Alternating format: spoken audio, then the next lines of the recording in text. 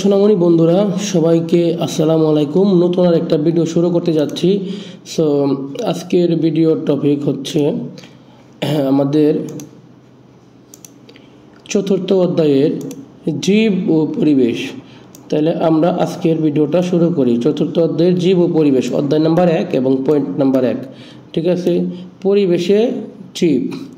আমাদের চারপাশে রয়েছে নানা রকমের বস্তু এবং জীব। তাহলে আমাদের চারপাশে অনেক কিছু আছে, বস্তু আছে। আমাদের ঘরে আমরা ফ্রিজ দেখতে পাই, টিভি দেখতে পাই, এগুলো ধরনের বস্তু। প্লাস্টিক আছে এবং জীব, আমাদের ঘরে বিড়াল থাকতে পারে, কারো কুকুর থাকতে পারে, এবং আমাদের অনেক গৃহপালিত হাঁস মুরগি, এগুলো হচ্ছে জীব। ঠিক আছে, ঘটছে নানা রকম ঘটনা। একদিন বৃষ্টি হচ্ছে, আরেকদিন অন্য কিছু হচ্ছে। ঠিক আছে, এরকম আমাদের পরিবেশে নানা রকমের ঘটনা ঘটছে, সব মিলিয়ে আমাদের পরিবেশ। তাহলে এই যা আছে জীব, জড়বস্তু, ঠিক আছে, নানা রকমের ঘটনা, পরিবেশের যে ঘটনা, এগুলো সব কিছু মিলেই আমাদের পরিবেশ। বিভিন্ন ধরনের পরিবেশ রয়েছে। তাহলে এই পরিবেশ তো শুধু একরকম থাকে না, এটা প্রতিনিয়তই চেঞ্জ হয় এবং বিভিন্ন ধরনের পরিবেশ দেখতে পাই। ঢাকা শহরে এক পরিবেশ দেখতে পাই, গ্রাম অঞ্চলে গেলে আমরা আরেক পরিবেশ দেখতে পাই। ঠিক আছে, এরকম পরিবর্তন কিন্তু সবসময় হয়। যেমন প্রাকৃতিক পরিবেশ এবং মানুষের তৈরি পরিবেশ। তাহলে প্রাকৃতিক পরিবেশ গ্রাম অঞ্চলে দেখা যায় খুব সুন্দর প্রাকৃতিক পরিবেশ, কিন্তু এই যে মানুষের যে তৈরি পরিবেশ, এটা তো ঢাকা শহর ছাড়া সম্ভব না। ঠিক আছে, এই যে দেখো, এই জায়গায় একটু লক্ষ্য করলে দেখতে পারবা, এখানে যে প্রাকৃতিক পরিবেশ দেওয়া আছে, এখানে যে নদী আছে, পাহাড় আছে, পশু পাখি আছে, গাছপালা আছে। ঠিক আছে, এটা হচ্ছে আল্লাহ তাআলার তৈরি, এটাই হচ্ছে প্রাকৃতিক পরিবেশ। আর এই যে শহর, ঢাকা শহর, এটা দালান কোঠা, তারপরে গাড়ি, এই যে শাপলা যেটা দেওয়া আছে এই জায়গায়, এটাও কিন্তু আর্টিফিশিয়াল। ঠিক আছে, এটা মানুষের তৈরি। সো এগুলো হচ্ছে আমাদের মানুষের তৈরি পরিবেশ। আশা করি ব্যাপারটা বুঝতে পারছো। যেগুলো তৈরিতে মানুষের হাত আছে ওইগুলোই হচ্ছে মানুষের তৈরি পরিবেশ, আর যেগুলো তৈরিতে মানুষের হাত নাই, ঠিক আছে, যেগুলো একদম সরাসরি আল্লাহ তৈরি করছে, ওইটা হচ্ছে প্রাকৃতিক পরিবেশ। বিভিন্ন পরিবেশে বিভিন্ন ধরনের জীব বাস করে। তাহলে এই ঢাকা শহরে যে পশু পাখি বাস করে জঙ্গলে, এগুলা কি এই গ্রাম অঞ্চলে যে পশু পাখি বাস করে, এটা কি ঢাকা শহরে আসবে? কোনোদিনও আসবে না।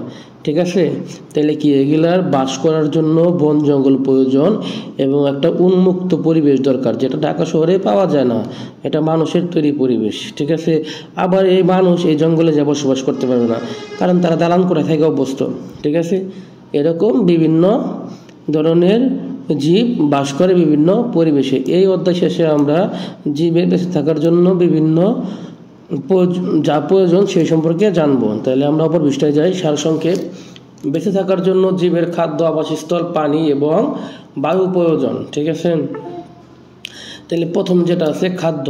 পানি বেঁচে থাকার জন্য প্রয়োজনীয় পুষ্টি ও শক্তি পেতে অবশ্যই খাদ্য গ্রহণ করা প্রয়োজন।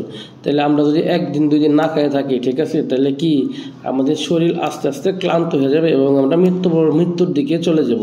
ঠিক আছে, তাহলে খাদ্যটা খুবই গুরুত্বপূর্ণ একটা বিষয়। এই খাদ্য তারা পরিবেশের উদ্ভিদ এবং অন্যান্য পানি থেকে পেয়ে থাকে। তাহলে এই যে খাদ্য, ঠিক আছে, এই খাদ্য আমরা মানুষরা নানা রকমের উদ্ভিদ এবং পানি, যেগুলো হাঁস মুরগি, এগুলো থেকে আমরা পেয়ে থাকি, ডিম পেয়ে থাকি, মাংস পেয়ে থাকি। ঠিক আছে, উদ্ভিদ শক্তি ও পুষ্টি উপাদান প্রয়োজন। তাহলে এই যে উদ্ভিদ যা আছে, উদ্ভিদ এরও কি প্রয়োজন? শক্তি এবং পুষ্টির প্রয়োজন। তবে এরা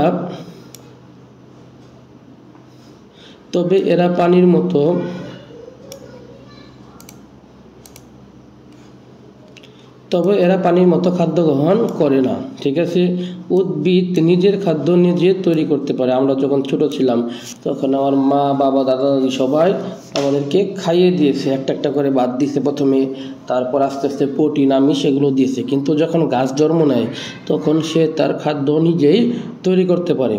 আচ্ছা, ঠিক আছে, আবাসস্থল ও আশ্রয়স্থল। সকল জীবের আবাসস্থল প্রয়োজন। উদ্ভিদ যে জায়গায় জন্মে এবং পানি যে বিশেষ জায়গায় বাস করে তাই হচ্ছে আবাসস্থল। একটা গাছ যে জায়গায় বসবাস নেয়, উদ্ভিদ, ঠিক আছে, বা জন্ম নেয়, সেখান থেকে তারা যদি উপড়িয়ে ফেলো, ঠিক আছে, অন্য জায়গায় প্রতিস্থাপন করো, তাহলেও কিন্তু অনেকটা সময় লেগে যাবে। ঠিক আছে, আবার অনেক গাছ মরেও যায়। তাহলে যে যে জায়গায় বাস করে তার ওইটাই হচ্ছে আবাসস্থল। পানি আবাসস্থল প্রয়োজন। পানির আবাসস্থল হলো পানির জন্য একটি নিরাপদ স্থান বা তাকে আক্রমণকারী পানি বা বিরূপ আবহাওয়া থেকে, ঝড় বাদলা থেকে রক্ষা করে। এই যে এখন বৃষ্টির দিন, এখন আমাদের যদি ঘরবাড়ি না থাকে তাহলে বৃষ্টির দিনে এরকম বজ্রপাত হইতে পারে। ঠিক আছে, বা দুপুরে আমরা যখন করে ফ্যান দিয়ে শুয়ে থাকি কি আরাম করি। ঠিক আছে, এগুলো না থাকলে কিন্তু আমাদের অনেক কষ্ট হয়ে যেত, এবং সাপ থাকতে পারে, হিংস্র জীবজন্তু থাকতে পারে, এগুলো আমাদের কি করতো, আক্রমণ করতো। তাই আমাদের আবাসস্থলটা খুবই প্রয়োজন।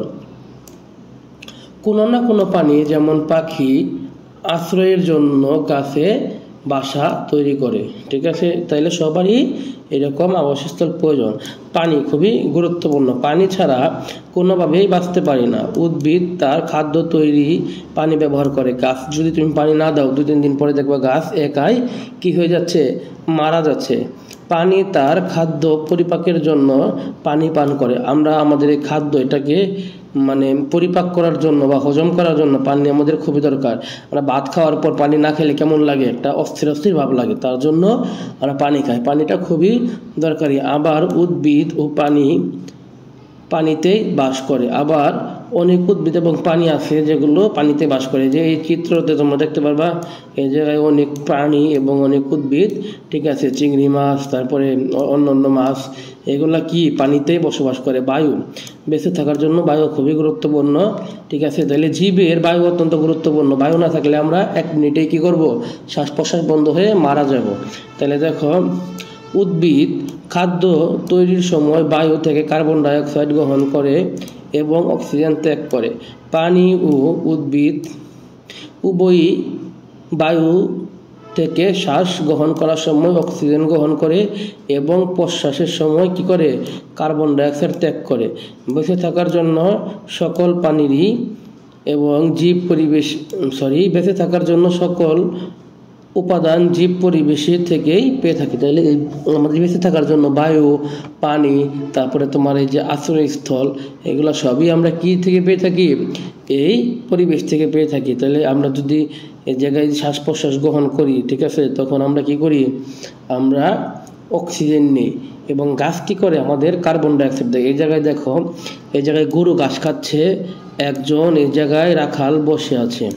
রাখাল কি করছে, গাছ থেকে অক্সিজেন গ্রহণ করছে এবং এই রাখাল আবার কার্বন ডাই অক্সাইড কি করছে, ছাড়ছে। এইটা আবার এই গাছ কি করছে, শুষে নিচ্ছে। এটা হচ্ছে এক প্রকার চক্র। এটা পরিবেশের জন্য এবং জীবের জন্য, উদ্ভিদের জন্য খুবই গুরুত্বপূর্ণ। তো বন্ধুরা, আজকের ভিডিও এই পর্যন্তই। আশা করি সবার ভালো লাগলে অবশ্যই চ্যানেলটা সাবস্ক্রাইব করে দিবে। ইনশাল্লাহ কালকে আমরা পৃষ্ঠা নম্বর 5 এবং পৃষ্ঠা নম্বর 5, 6, 7 এটা পড়ার চেষ্টা করব। ঠিক আছে।